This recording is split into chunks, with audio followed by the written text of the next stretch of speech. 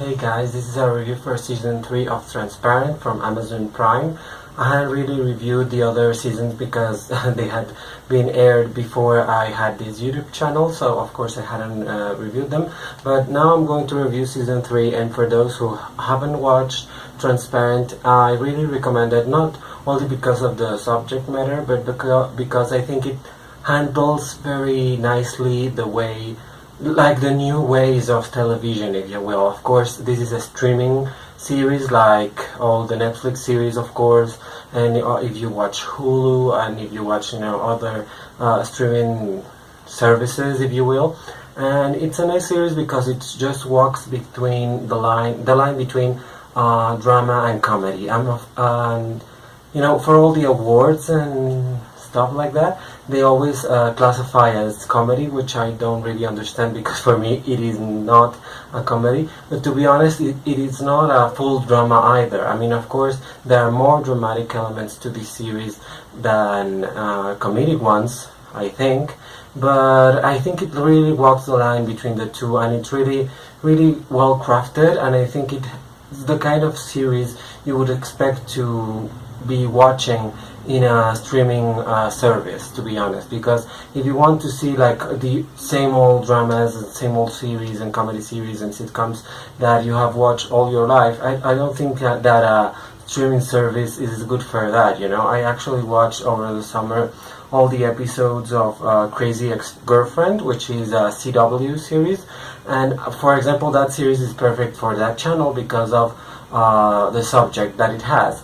But if that series wasn't on Netflix or Amazon Prime, it wouldn't make any sense, because that's not the type of series you're looking for there. You're looking for like these daring new things, like kind of low budget, but actually they look really nice, and not HBO quality, but they have that HBO vibe of independent film, if you want.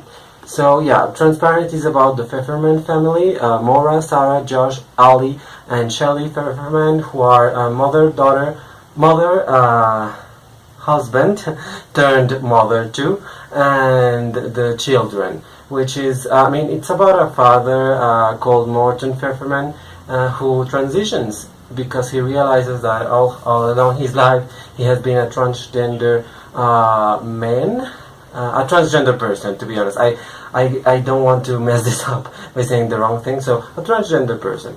And he realizes that he's actually Maura, and he begins his transition at the first season, of course. And in this season, he's already transitioned pretty far into his into what he wants to be honest. And he actually realizes that he wants to take the next step, which is transitioning fully, which means having surgery. The thing with having surgery is that he has to have these tests and everything, and they actually tell him that he cannot have a full transition because of his heart. He has really big problems with it, and he actually passes out in the first episode. So it's really sad, because you really want her to succeed in her transition, but of course she can't because of her heart. I mean, that's something that happens, and I think it's nice to address it because not everyone can transition, and they actually say it. The doctor says it, like, you're not less of a woman if you don't transition, and I think that's a powerful message to give to all the young transgender people that may watch the show. I mean, it tells them you're okay as you are. You don't have to have the full thing if you don't want to, or if you can't have it. So I think that's great. I think they really handle the transgender issue in a great way, because you have the main character being a transgender person, and she has this entourage, in which you have all these great friends that support her and make her realize you're fine as you are, you're great as you are, we really love you, you're amazing, let's do this.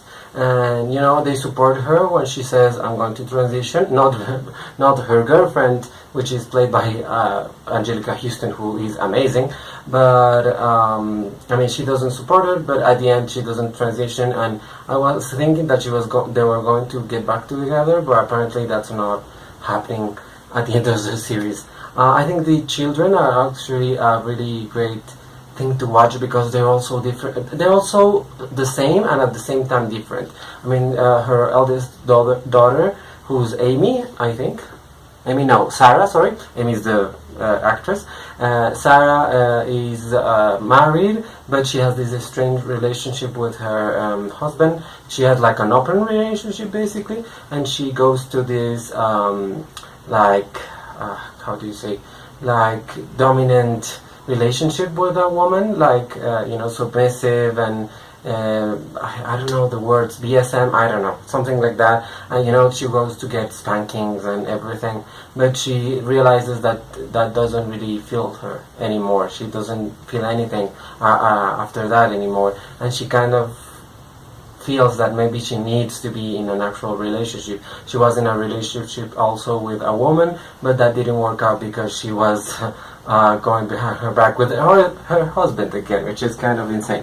So yeah, the middle son, whose name is Josh, I mean, he had a really creepy relationship with his babysitter, and it was very, it was borderline illegal because she was an older woman and he was just a teenager, and they had sex and they had a son, which is who is a pastor, and he goes there trying to rekindle his relationship with him, but he realizes that he doesn't want him there. He has his own life, and he doesn't want someone to just leech on to him and just live through him, and I think that's a nice thing to talk about, because you cannot live someone else's life, or through someone else. So I think that's a nice thing to talk about. And of course, he actually begins that journey to go to visit his son with a transgender woman that's her mother's Mora's friend, to be clear, and they have like a nice interaction and everything, but he's like all crazy when she tells him that she is HIV positive, which I really think it's great to address too, because it's a reality in the LGBT Q&A community. So I think it's great to talk about it, and he really has the wrong reaction, and she just says, you know what, fuck you, I'm going. And I think she's a really great character, because she's a really powerful woman. She knows what she wants, and she doesn't want a guy that doesn't even know where he stands. And I forgot to say that his lover, the babysitter, killed herself. So that's why he's traveling to his son to tell him that. And the son is kind of affected by it, but not really, because he has his own family, his adoptive family. So he doesn't really care. He has God, he has his friends, he has his thing on that town. The youngest sister is Ali, who is a professor in a university. She wasn't a professor before. She was really doing a lot of drugs on the other seasons. But in this season, she realizes that she's really into all the Jewish faith and all the LGBT issues in the past of her family. Because apparently her, I don't know how to say it, her father had an uncle, I think, that was transgender too during World War II, and he stayed back in Poland, and he was apparently sent to the concentration camps. I don't know if it was Auschwitz or someone else or something else, but they killed him, to sum it up. And they talked last season about how free it was in Berlin in the 1930s, 40s, but afterwards, of course, they killed everyone that was different. So I think and they have a nice episode. I think it's episode 9 of the 8 or 9, I don't remember, of this season, that happens all in the past, and it explains the youth of Morton Pfefferman, who's now Mora, and how he really always felt like a girl, and he was envious of his sister, because she had everything that he didn't have, and they showed how he fell in love with his wife, Shelley, with whom he had her children. Sorry, now I'm mixing it up.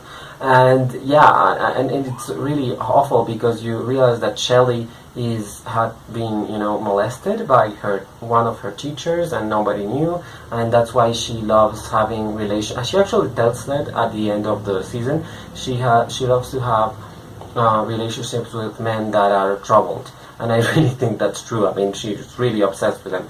And Shelley's actually an older woman like Mora actually, but she has her own journey to go through. And there's a nice phrase that she says when they are reuniting, and Mora says that she wants to transition. Before that, Shelley actually tells everyone, like, I'm on social networks, she's planning this show by herself, and she tells everyone, oh, I think that I am actually transitioning too, because they actually say that the family transitions along with the person, and everyone looks at her like, oh, you're crazy. But I actually think that's true. I actually think that a transition in a person, like a physical transition, a change in gender, actually affects all the people around that person that are really close to that person. And Shelley is one of those people that you realize that has always been really alone, and she had only Morton and her children, and now she really doesn't have anyone, because she ended her relationship with her new boyfriend. So of course, I mean, she really needed to make that show and make herself be on the spotlight, if you will, but be in the center of the stage, if you will. And I think it was a really nice ending to the series. Instead of focusing on Mora, to be focusing on her family, to be honest, on her wife, on her former wife, on her children, on all the struggle that happens around her. And that is all, season 3 is all about that, on what happens around Mora. I mean, also with her, but very much around her, to be honest. And I think that's true. I mean, of course, it's a really difficult thing to transition, and it's really difficult for that person to be accepted. I know that's hard, but I also think that there's a big thing around that person, and the structure around that person gets affected also by the transition, in positive and negative ways. I mean, it's not that, oh, it's bad to transit. No, it's not that. It's that it affects everyone, because it's a big thing to do. So I really think this series is great. Also, they have an amazing portrayal of the Jewish faith. I mean, I'm not Jewish, and I'm not really close to people that are Jewish, but I think it's a great way to actually know people that are, know the culture, to be honest, and know how some people treat their culture and some other people do also. I mean, it's just in any faith that people are like that, and I think it's really nice that they incorporate that into the series. I think it's really interesting, and the character of Raquel, who's not really in the family,